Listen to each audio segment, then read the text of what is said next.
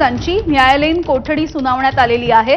संतोष देशमुख हत्या प्रकरणामध्ये कराडवरती मकोकाच्या अंतर्गत गुन्हा दाखल झालेला आहे आणि वाल्मिक कराडला आता 14 दिवसांची ही न्यायालयीन कोठडी सुनावण्यात आली आहे। आज बीडच्या न्यायालयामध्ये वाल्मिक कराड याच्याविषयी आज पुन्हा एकदा प्रकरण सुनावणीसाठी घेण्यात आलेलं होतं आणि यामधूनच 14 दिवसांची न्यायालयीन कोठडी त्याला सुनावण्यात आल्याचं कळतंय। मसाजोगमधील सरपंच संतोष देशमुख हत्या प्रकरणामध्ये वाल्मिक कराडवरती मकोकाच्या अंतर्गत गुन्हा सुद्धा दाखल आहे। कृष्णा केंडे आपल्याला अपडेट्स देत आहेत। कृष्णा,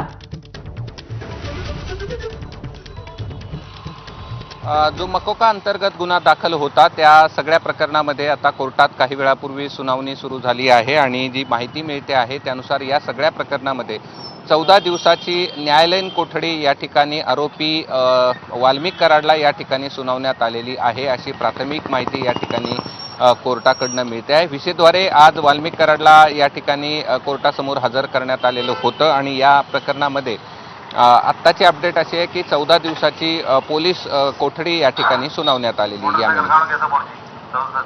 अगदी कृष्णा, ज्या पद्धतीने आधीच मकोकाचा गुन्हा दाखल करण्यात आलेला आहे त्यामुळे जरी ही न्यायालयीन कोठडी सुनावण्यात आलेली असली तरी त्याला पुढे जामिनासाठी अर्ज करता येणार नाहीये का?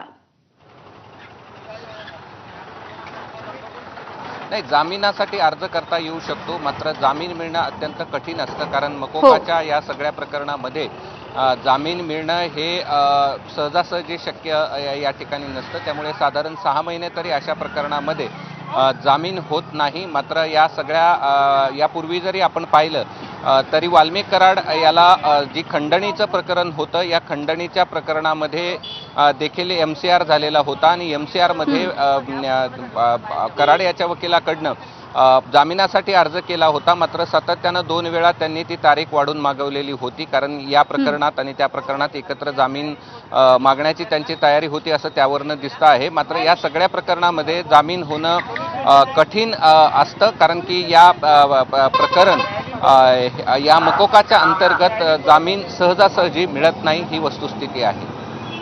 अगदी कृष्णा, या प्रकरणी आजच्या सुनावणीमध्ये नेमकं काय झालंय? पोलिसांनी या संदर्भामध्ये आज कोर्टामध्ये काही इतर माहिती दिलेली आहे का तपासाच्या संदर्भात गेल्या अनेक दिवसांच्या?